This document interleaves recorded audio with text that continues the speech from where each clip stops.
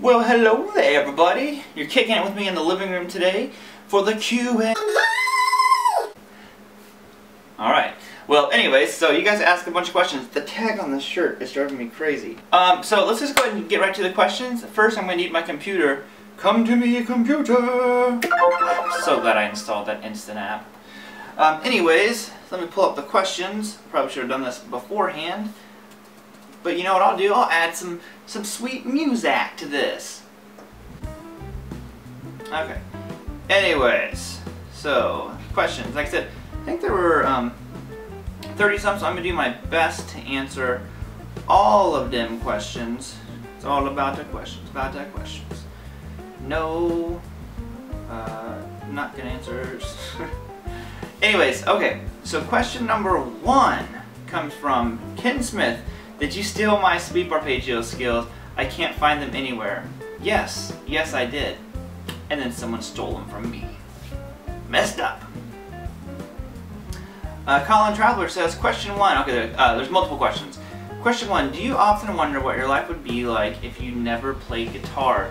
You know, I kind of do, and I think it'd be really sad. You know, it's scary to think about just because how important music and playing guitar has become to me in my life. So it's kind of scary to think what it would be like without it. I'm not sure what I would do. I'd probably still be working at Sam's Club, hating what I was doing, and certainly would not be as happy as I am. Question number 2 was, name 5 holiday destinations that you would still like to visit and why.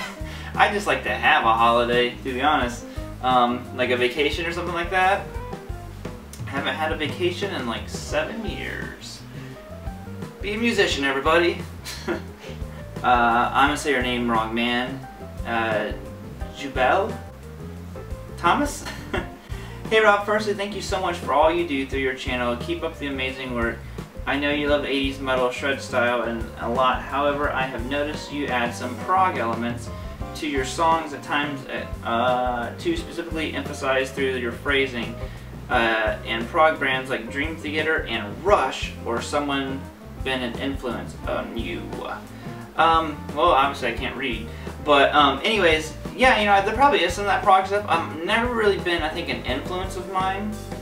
I've never really listened to Dream Theater, Rush. Obviously, I listen to Rush, but yeah, you know, I think it's just kind of like maybe I have similar influences that maybe they kind of pulled from and stuff like that. And thank you so much for your the kind words.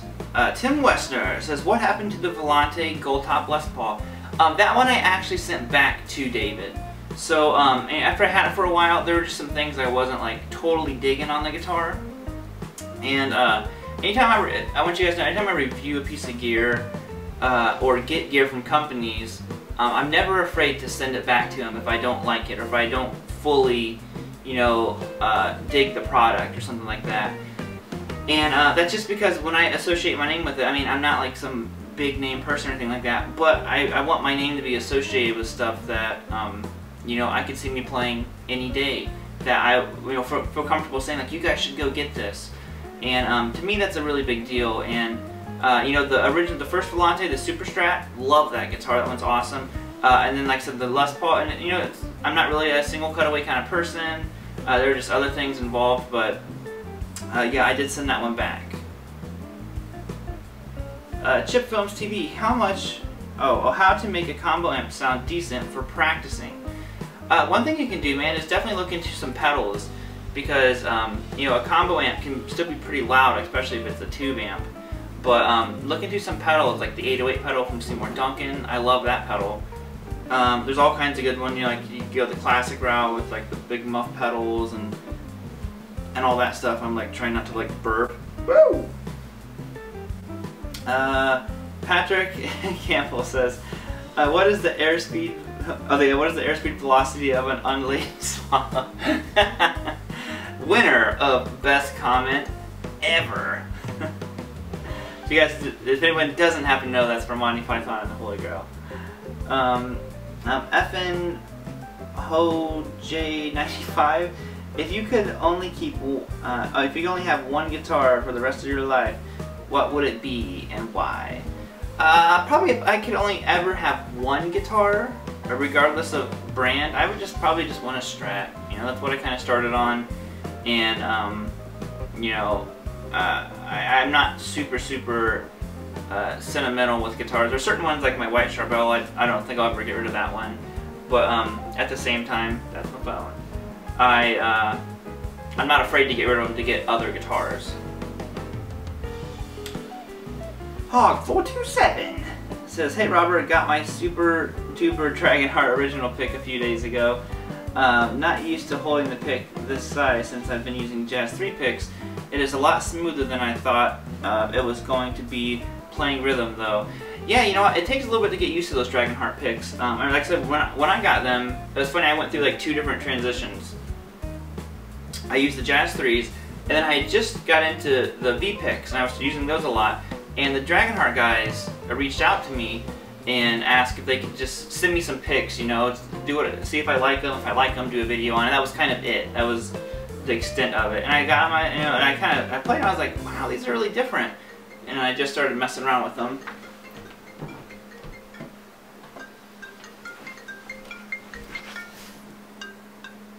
Hello? Hello. Hello. An hour? Yep, I'll see you in like an hour. You can say hi to YouTube. You called during a video. Okay, love you. Bye, love you.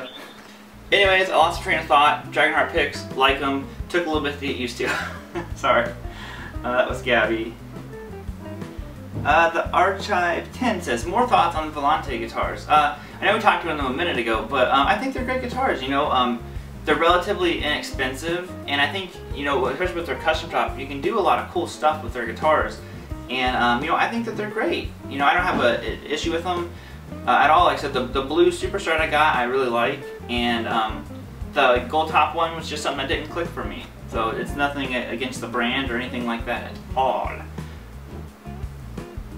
Daniel Durbridge says, do you like SG? You know, I don't really dig the way they look. And the ones I've played, it's weird. It makes my hand sit weird. I don't know if it's just because I'm not used to like a tune-o-matic kind of style bridge. Is that what's on SG? I can't even remember. But my hand sits forward, you know, and it makes my hand feel really weird. I think I'm just so used to Strat kind of bridges and stuff like that. So yeah, unfortunately, I'm not a big fan of SG. Stuart McDonald says, how does your Charbel SoCal compare to your new Diamond? I don't have my SoCal out here. You know what? They're 2 very different guitars, so I do happen to have the Diamond though. The Diamond has a more rounded, kind of like C-style neck, which I really like.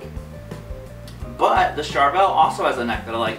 I think Charbels have some of the most unique necks out there. That's a compliment I've always gotten with pretty much any Charbel you play. Like this one is just, the SoCal is a lot bigger neck than this one, but they have kept kind of the traditional overview, I think, of the neck. And you know, I think they're both great. The way I compare the 2 is the SoCal is more of, I'm going to compare it to Eddie Van Halen tone. The Eddie Van Halen with Sammy, where it was a little bit rounder, kind of warmer tone. And the Diamond is more that early Van Halen kind of grit, you know, that a real bite to it. So they're both just, I like both of them a lot. Alex Goya? What do you think about Kramer guitars? I happen to love Kramer guitars. I'd love to get an old Pacer someday. I'll try to make these answers shorter. Michael Murphy. I'm looking to buy a new amp. Thoughts on the PV6505 MH with the 212 cab and greenbacks V30s. Amp recommendations for the home studio. I don't need a 50 or 100 watt head. I'm looking to spend $1,000 to $1,500 for the new setup. So any thoughts and suggestions would be appreciated. So I think that the mini head is awesome. I had the full 100 watt version for many years when I was playing out live, and I loved it. It was a great amp, and I've heard nothing but good stuff from people like Fluff and the Tone King and all those guys about the 6505 MH. I mean, I want one, to be honest. I think it'd be really cool. Other amps that might be kind of good to look at. I'm not really a fan of Black Star quality. The store I taught at used to carry Black Star, and they ended up dropping them because there were so many quality issues with them. But I've heard great things about the HT5. It's like the little 5-watt lunchbox style tube head. I've heard the line out on those is fantastic. Joseph says, what is the best advice you can give guitarists when performing live? I think the best thing to do is to not, to try to find a way to not get nervous. I never really got nervous when we were playing live. I was more like just excited to play. So what you want to kind of do is definitely like take a minute right before you go on and just take a couple deep breaths and let the, not like I said, not so much nervous, but tension. You don't want to go up there and be, you know, excited to play, but then you're playing too fast, stuff like that. You know, I found that to definitely be an issue when I was, you know, playing on live a lot like that. So like I said, just take a couple deep breaths, you know, let the stress and worry and all that stuff melt away. Mr. Gumnut 68. G'day Robert, my question is, when you play Van Halen songs, do you allow for the tuning differences with your finger placings? Since you play in standard tuning and His Royal Highness Lord Forever Eddie tunes down half step or drop D. Yeah, usually I like the white shirt. The reason you guys don't see it in a lot of videos anymore is because I keep it tuned down half a step. So like when I'm playing Van Halen songs, I think what you mean is, do I like move them down half step? No, I just keep it all in standard position. I just have a guitar that's tuned down half step. Or I just don't play with the song, I just play it in standard tuning. Shane Bromfield says, what do you think of Marty Friedman? I think he's amazing. I think he's one of the most unique and kind of like original guitar players back in the day. I haven't really listened to any of his new stuff in quite a while. His solo stuff I never really liked. But you know, the early Megadeth stuff he did, he was such a unique player, you know, and really pulled influences from very different places than what a lot of people were. Joel 1L, what amp do you recommend varying on different price ranges? Let's say poor man's budget, middle class man's budget, and lastly, I have so much money I don't know where to spend it all budget. I think for we'll say poor man's budget, which I'm gonna say that's probably like, you know, we're talking a few $100s for an amp, and I think that the Mustang 3 amps are an incredible like bang for the buck. They're like $320 or something like that, and it's such a great sounding amp. And you can even go to like the smaller versions if you want it to be less expensive. I'm talking about the 112 with the digital display on it. I think that's a great one. As far as like kind of middle of the road amps, I think that I haven't played any of these, but I've just heard them and heard great things from people. The Panama amps seem really cool, and I'd love to try one of those. So that'd be the middle of the road, because they seem like they're pretty fairly priced. And then super expensive, I have so much money I don't know what I'm going to do with it all. I would want a Friedman BE 100. Those sound amazing. Andre says, Andres, did I say it? Hi Robert, what is the best way to conquer a difficult passage or solo? Thanks. What I have always done is, when I was trying to figure out something out, I always did it with my ear, just figuring out by ear, but I would write the stuff out and I would just learn small passages of it. So we'll say if a solo had 10 parts to it, I would learn, excuse me, I'm really cut this part out. I would just learn small sections at a time. So like part 1 and 2, and I'd get really good at those, and then add part 3. Versus trying to learn the whole thing at once, because that kind of seemed like a daunting task. Astral Landlord says, have you met any personal heroes of yours through your work? I've met Nuno, which was really awesome. He's certainly a hero of mine. And then, I don't know if I consider them heroes, but they're people I kind of looked up to, or just really enjoyed watching their videos. You know, like last year I met like Ola England, I think it's how you say his last name. But I love his playing and his videos and all that stuff. You know, I've met all kinds of awesome people. You know, Nick Johnston, my buddy the Tone King, Pixie Licks, all those kind of guys. You know, are people who I've watched for a long time. It was really cool to meet them and now be friends with all of them. It's really cool and exciting. Oh, and then obviously like me, like Fluff and people like that. That was really cool. Mr. Ruffleman. No, but in all seriousness, oh, you must ask me another question. Let me see if I can find your other question. There's, oh, if you had a goat, what would you name it? We actually had 2 goats, and they were little pygmy goats, and they were named Bunny and Bibi. Bibi and Bunny. They were hilarious. Okay, and here's your other question. No, but in all seriousness, have you ever thought of having Pixie Licks or someone drop by? I would love to have that happen, but unfortunately we all live really, really far apart. You know, like Pixie and TK and like Slim Fricker and all those guys. We're all, you know, friends, know each other, but we all live really far apart. So maybe one day, but you know, not in anywhere in the near future at all. Husam Hanjai? Man, you guys are giving me some tough names to pronounce. I just got myself an Axe-Fx 2 XL Plus. Any suggestions on a nice piece of studio monitors for jamming and recording in a small room? Price range $300 to $500. Yeah, you know, I'm not sure. Are you saying $300 to $500? Because usually you don't get monitors in pairs. So are you saying like? I'm just assuming you mean like a piece, $300 to $500 a piece. And the ones I got, I really, really love the Yamaha HS7s. I think they were like $350 or something like that a piece. And I love them. They sound so good. And you know, you definitely, if you have a, you know, like the Axe-Fx, you want to get nice monitors for it, because you don't want to get like you know, a pair of monitors that would be like $200. That might be good for kind of like listening for music through, but you really want something that's going to be you know, decently high quality. And even like the HS7s aren't like super high end or anything like that. They're probably more middle of the road than anything, but I really like them. So definitely check out the Yamaha HS series. What is your next guitar purchase? I'm not real sure at the moment. It'll probably be a little bit before I purchase another guitar. But you know, I almost got one the other day. My buddy Garrett on here found out someone was selling an Ibanez RG550, which I've been looking for one of those forever. So I really want one. And you know, I had to pass on it, but I was almost gonna get it. So one day. Finger MC. Oh, McC says, how did you get into teaching guitar? Any tips, advice for getting started and being able to stand out from the crowd of guitar teachers?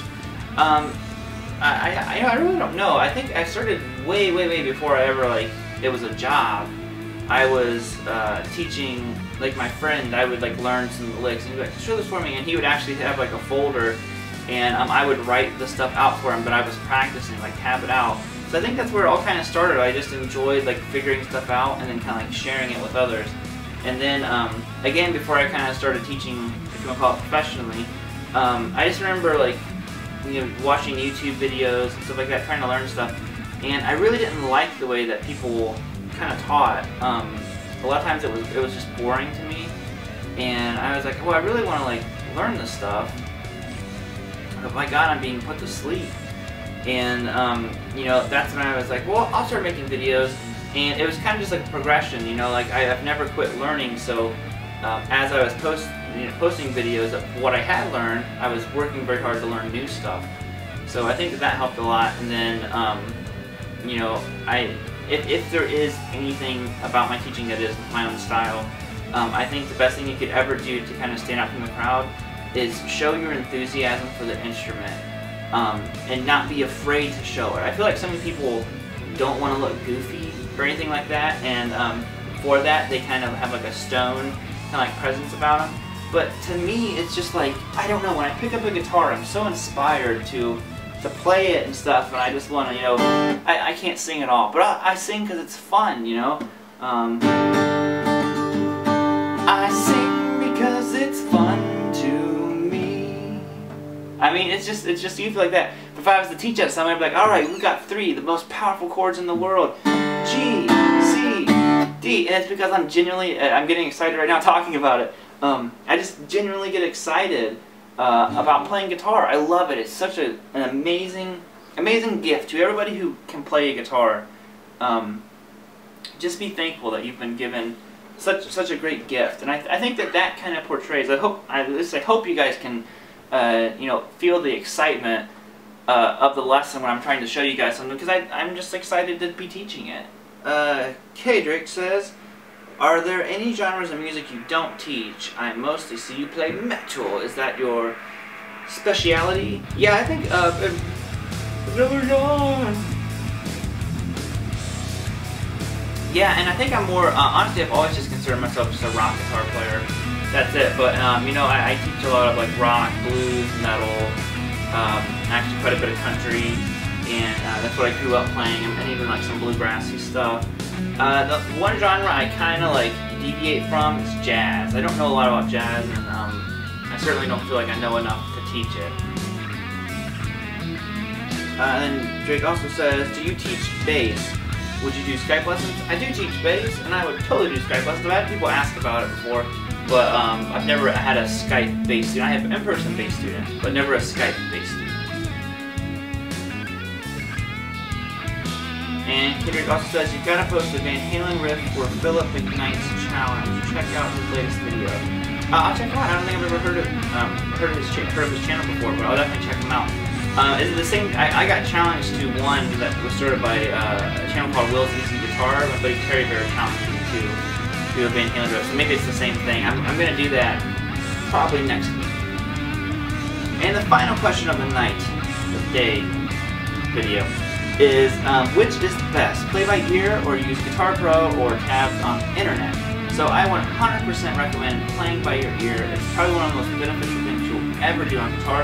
I'm not going to sit here and hate on tabs because I still use tabs. A lot of times if I'm just like not taking the time to figure it out by ear, I'll totally pull up tabs. You know, like, especially with lessons, because sometimes figuring it out by ear can take longer, and when someone's paying for a lesson, I just pull up on my phone real quick and get a tab. So I think they're both great, but if you have the time available, certainly try to train your ear. And like I said, you will never ever regret doing that.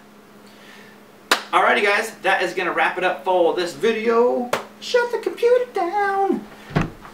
If you guys would like, share, subscribe, and I'll probably do another Q&A video in a couple months. You know, as you guys see, I upload videos like a maniac on here, so I'll definitely do another one of those here in a couple months.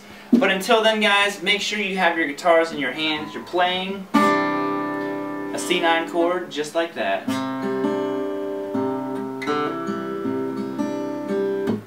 I'm just gonna play you guys out. It's called I Give You a High Five at the end of every video. So why would I not do one right now? High five guys, that's the high five song. Greatest song ever. Woo!